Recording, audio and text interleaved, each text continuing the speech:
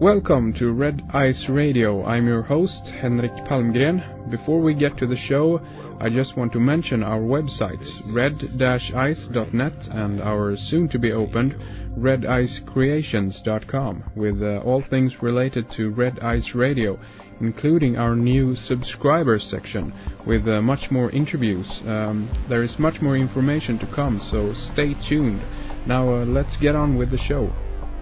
Today we have a very special guest with us, someone that I've wanted to speak to ever since I heard an interview with him about the book The Mysteries of the Great Cross of Henday, Alchemy and the End of Time. I'm talking about Jay Weidner, and I can also mention here that Jay co-authored that excellent book together with Vincent Bridges, so I don't want to leave that out here. But today we have Jay with us, and I'm very proud to have him on the program. And Jay is not only an author, he is also a filmmaker.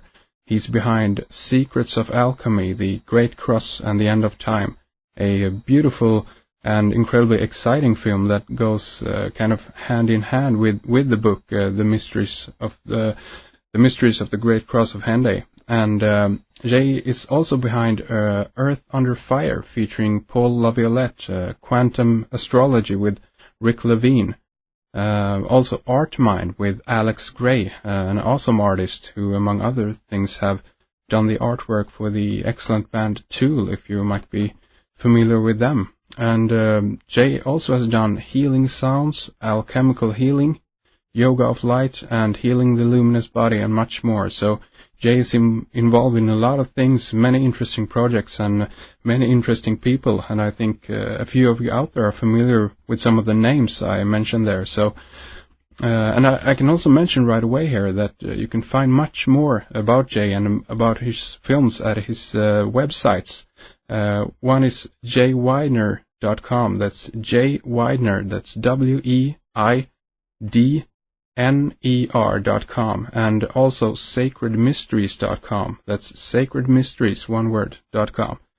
And we're going to begin today to talk a little bit about his new book, which actually is about film, and it's entitled Alchemical Cinema, A Search for the Spirit in Contemporary Filmmaking.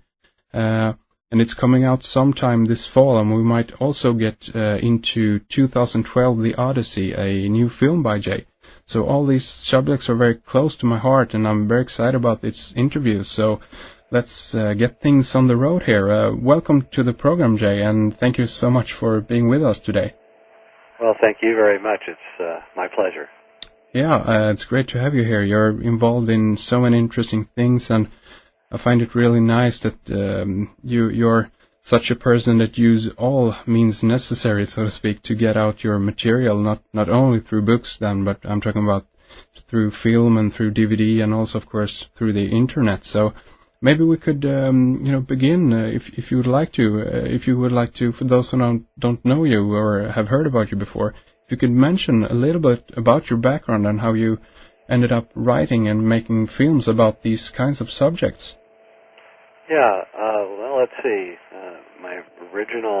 I was a journalist and a writer, pretty much a dyed-in-the-wool scientist, materialist. This is back in the early 80s. I didn't believe in things that were spiritual or in extra-dimensional manifestations or anything like that, and I encountered a book in 1986 called Mystery of the Cathedrals by an unknown author named Polkinelli, and I became obsessed with this book because I didn't believe what he was saying, and secondly, I couldn't understand a lot of what he was saying, and being what I thought was a pretty smart guy, I was irritated by the fact that I couldn't understand a lot of what he was saying. So I began investigating the book one step at a time, and as I did, I became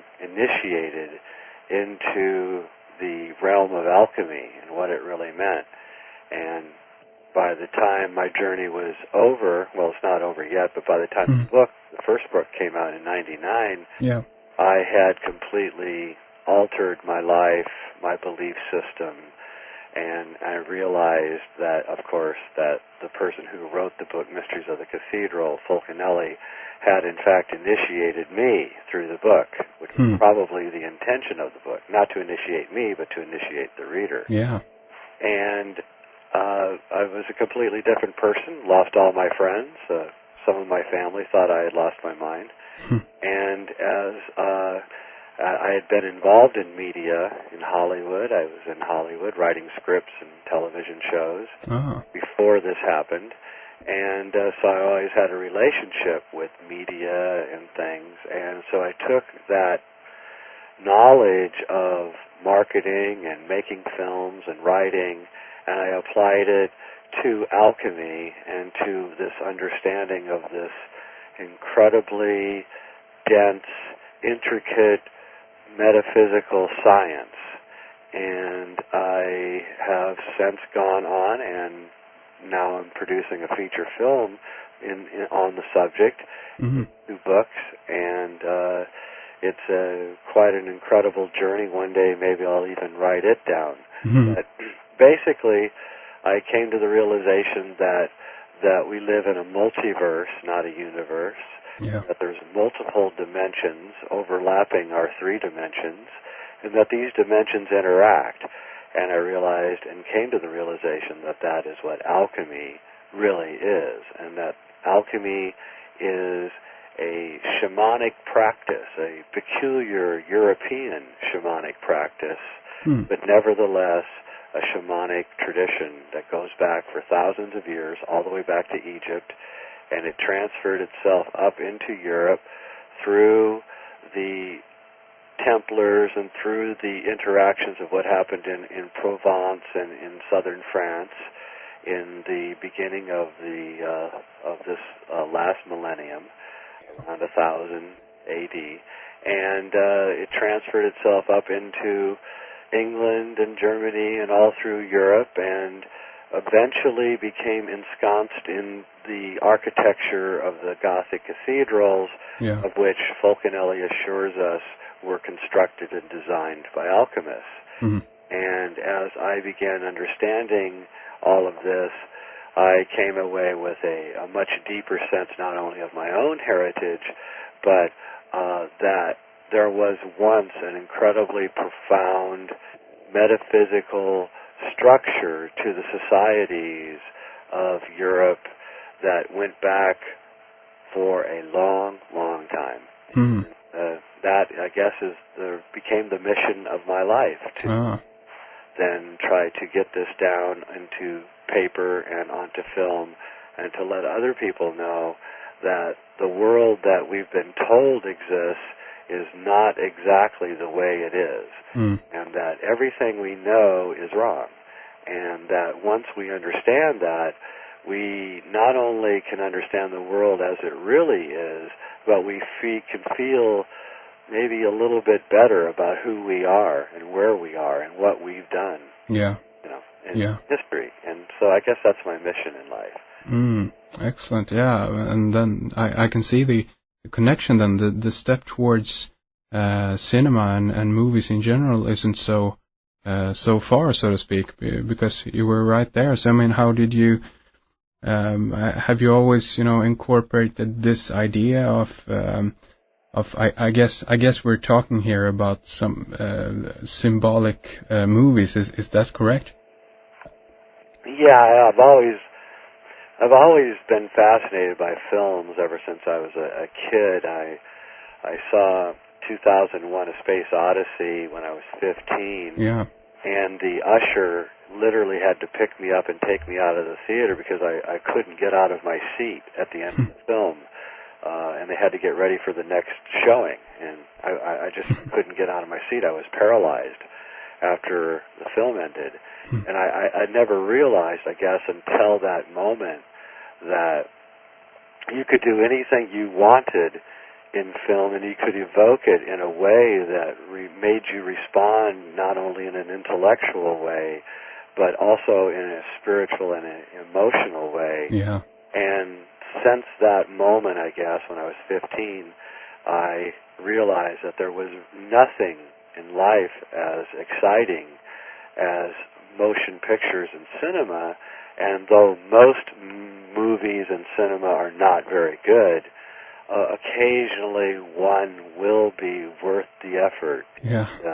That became the paradigm or the model for me, that if there could be one or two or three films that could achieve this kind of alchemy, then it's possible. And since it's possible, I wanted to try to achieve it. I personally think that cinema is really an alchemical art form, and it has not been given.